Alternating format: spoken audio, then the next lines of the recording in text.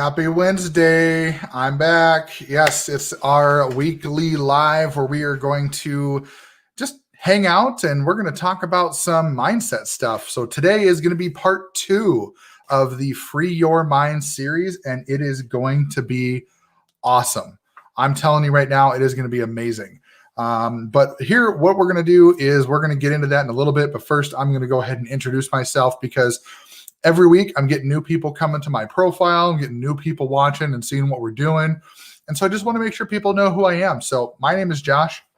My wife and I, we are network marketers. We also do a little bit of affiliate marketing and some other type of online marketing things. And so what we do is we help people change the trajectory of their lives, help them live better lives, teach them how to build their businesses online, and teach them just how to do things without being spammy or awkward or any of that stuff, right? So basically what we're doing here with this program and what we do in our lives every week is we make sure that we are helping people to the best of our ability. This is free. We don't charge anything. We don't go, sneak into your wallet and take out your fives. We just don't do any of that stuff. And so my goal today is to just help you a little bit with some mindset, help you figure out just ways to move forward, and let's dive right into it, right? And so if you are live, just definitely give me a live down below. Looks like Kay is going in the house here. Dude, that's awesome. I love it. I love seeing you here. Kay, what's up, my man?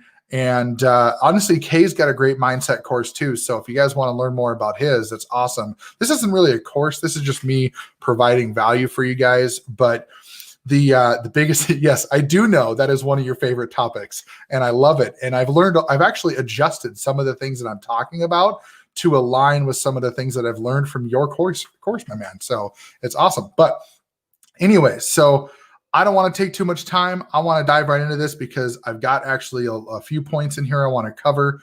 And so hang on with me. It's going to be ripping and roaring. We're going to have a good time and we're going to love it. So biggest thing right here when it comes to mindset, and I think this is one of my favorite points, but I wanted to put it kind of in the middle of things because I wanted some time to really get people into the mode of learning about mindset and learning about just why it's important, and then get into the heavy stuff, right? And so number one for today is get free from doubt, right? And not just self-doubt, right? There's other doubts too, like self and otherwise. Get free from doubting pretty much anything. And here's why I say that is because we are trained, right? We're designed to live in doubt. We are designed to live in these mindsets that we actually have to be skeptical first, that we have to be, we have to hold back and, get defensive. And being doubtful actually prevents you from having a full and lavish life, right? But it's not even just about that, right? It's about learning to neutralize the negative and destructive thoughts and memories that are up in there, right? That's what creates doubt. Like, let's take, for example, a good example, right? Is I've never been a guy to invest in really any sort of, money or precious metals or anything like that because of past experiences. I've had things happen in the past that prevented me from wanting to do anything like that. And so what happened was I ended up getting to a point where I didn't do any of that stuff. I would just shove those people away. And it wasn't until talking to a couple of people about some of the situations, you might hear my 4-year-old getting tickled upstairs. It's funny. But some of these situations and kind of the way they go, right, is you have to get somebody to open up your mind a little bit and keep you going open-minded to learn about what the things are, right? And so I learned about it and I started investing. Why? Because I realized that my doubt was actually holding me back. It wasn't that it was really bad. It wasn't that everything out there is bad. It's that my doubt was holding me back. And so I had to learn to get free from doubt. I had to learn to neutralize those negative and destructive memories from the past. And what I had to do is I had to choose to focus on what is working instead of what's not, right? That's another thing that really builds doubt is what is working versus what is not. If you focus on what's not working, you're always going to focus on things that are just not working for you. And you're just going to run into these constant roadblocks where you're going to be like, man, this thing is really tough and it sucks and I don't want to do it anymore. So I'm just going to throw it away. And it's like, no, you don't want to throw these ideas away just because it didn't work. Figure out what part of it worked and figure out how to get the rest of it to work, right? Just like online marketing, how many times do we get into failure and we sit around and say, oh, well, that didn't work, move on to the next thing. No, pick yourself up, figure out what didn't work, get some perspective, and take what did work and use that for the time being, and then move forward with the stuff that, building on what didn't work and getting more experience and more skills to be able to get that stuff to work, right? And lastly, in the doubt piece, it kind of goes along with this is it's better to make a wrong decision than to make no decision, right? Think about that really closely, right? It's better to make a wrong decision than to make no decision. It's kind of like that, you miss 100% of the shots you don't take, right? That's the thing is take the shot, learn to fail, give it the benefit of the doubt that it's going to work, believe it's going to work. And if it doesn't work, figure out why it didn't work. I have actually had a lot of issues with that where I get stuck on things that aren't working for me and I just drop them. I've lost thousands and thousands of dollars on things that I've put money into because I thought it would work and it didn't work and I just dropped it. I didn't put the effort in. I didn't push myself to move forward. So keep that in mind, right? Get free from doubt, neutralize those negative, destructive memories, choose to focus on what is working instead of what's not, and make a wrong decision instead of no decision at all. It's better to fail and learn than to never even try. The next one is, it's kind of long, so bear with me, but get free from the idea of the schedule you've been programmed to follow, right? Get free from the idea of the schedule you've been programmed to follow. Kind of goes along with what I talked about last week, but it's a little bit into, getting deeper into that subject of we all have 24 hours in a day and the same 24 hours. Yes, there's time zones and all that stuff. And I get it, right? I get that you have all these things that are out there that you feel like there's circumstances that are different from everybody else. But remember this, you have the same 24 hours that I do. I have the same 24 hours that my neighbor does. My wife has the same 24 hours. My kids have the same 24 hours. It's what you do with those 24 hours that's important. And don't let this mind control of a specific schedule you were supposed to follow end up hurting your success in the future. That's the thing is people, and here's an example, right? And there's people out there that are currently employees. I am still an employee, right? I still have a job. I've got debt to pay. I've got a lot of stuff to pay off. I've got an income to replace. My business is doing well, or businesses now are doing well. But here's the thing. They're not to the point where I can live off of them because I've got a lot of things I need to take care of. But one thing that I've learned is that my schedule is in my control, except for, unfortunately, the 8 a.m. to 5 p.m. that I work my day job. And I have learned that I can take the time in between these my day job, all these breaks, and utilize those. I can schedule those out if possible.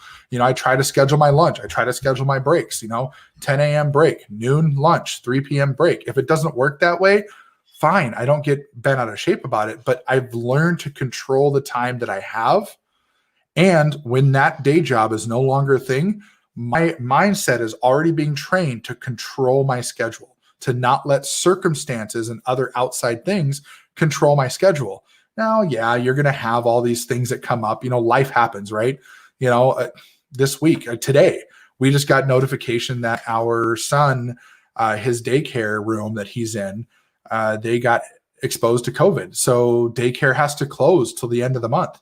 Like they basically told us today, you can't bring him to daycare until the 30th. And we both work, and you can't have a 4-year-old running around while you're working. I mean, you can try, but no work gets done. So one of us has to figure out how to actually take care of that, right? And here's where that's important. Why this is a good example is I can either let that control me, and I could have not done my live today. Yes, I was going to cook a meal today and things kind of put a wrench in that and I didn't get that meal cooked. Guess what? It can happen tomorrow. It can happen the next day. It doesn't matter. What matters is I have things that I've scheduled. I had a call scheduled before my live. I have my live scheduled. I've got things on the plate that need to get done. And those things don't quit because of circumstances. I don't let outside forces control my schedule or control my time. Yes, there's exceptions. What happened today is a bit of an exception. We had to adjust some things, and now the next week and a half is going to be a bit of an adjustment. But that doesn't mean that my whole schedule has to be out of whack, right? I can figure out how to make that work. So get free from that programming. Get free from the idea that the schedule you've been programmed to follow is all you're ever going to know. Everybody has the same time, right? A big one, get free from drifting, right? And not drifting like you car guys out there ripping handbrakes and, slapping clutches and all that stuff, whatever you call it. I'm a car guy, but I don't know what popping clutches, I guess. Not that kind of drifting. I'm talking confused busyness with your productivity, right? Like running around and trying to figure out what's going on and, act like, oh, I got to do this and I got to do that and I got to do this but I got to do that first. No, slow down. Become laser focused. What is it you need to do at this specific point in time? What do you need to actually get done right now? And how is that actually going to help your productivity? Do you have to sit and talk to that person for an hour to build that connection with the hope that they're going to build your business with you? Or do you just say, hey, are you interested? Yes or no? No? Great. Have a great day. It was great chatting with you. Move on, right? Don't sit there and just be busy to be busy. Be productive. Be progressive. Be actual someone who can say that you did some revenue building activity, right? These are the kinds of things that people forget about as they say, well, I'm too busy. No, you're not too busy. You're confused. Your busyness is a confusion and your productivity is hurting because of it. Also, our job is not to waver. As marketers, as business owners, our job is not to waver. Our job is to be laser focused, be solid in our engagement, be solid in our business, and continue pushing forward. My wife and I have built a network marketing team of a small group of people, and it is our responsibility, not just our goal, but our responsibility to make sure that they are being led by example, that we are showing that we are being productive. We're bringing new people into our meetings. We're bringing people onto our team. We're helping them bring people onto their team. We're showing that we can actually do this. That's the thing. If you're confused and busy all over the place and you don't have time to do those things, that's where you're going to run into problems, right? You're going to start drifting. You're going to start being here and there. You're going to lose an hour of time or 2 hours of time and go, well, where'd it go, right? So now on the last point this is really important as well, is get free from addictions, right? And this doesn't have to be, it doesn't have to be like major addictions like alcohol or drugs or anything like that. My 4-year-old I think he bumped his head or something. He's crying, but mom's got it. But anyways, it doesn't have to be drug addictions. It doesn't have to be that kind of stuff. It can be things like, a social media addiction, right? And here's what's funny, right? You hear social media addiction, and here I am on social media talking to you right now. And what's interesting about that is when I'm talking to you here, I'm not addicted to social media. I use social media as a business tool to be able to build my business and connect with people, but I also use it to stay connected with friends and family. But I'm not on social media all the time. I pop on periodically throughout the day. I talked about earlier, those breaks, that 10 a.m., noon, 3 p.m., those breaks are times that I pop on, respond to a couple comments, maybe make a post if I have the time, whatever I've got to do, but I'm not on all day long. Yes, I do get notifications on my phone. Actually, there's a bunch of notifications on my phone right now.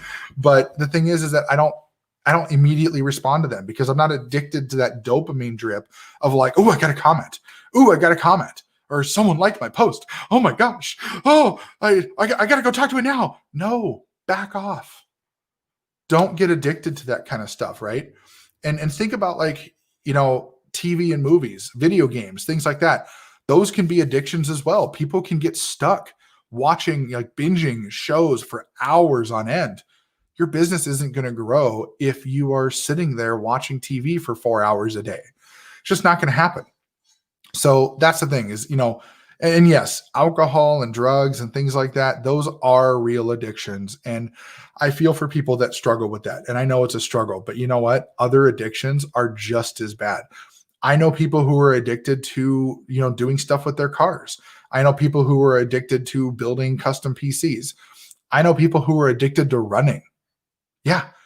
Like seriously, running, biking, things like that. That runner's high, that's a real thing. Apparently, I've been told.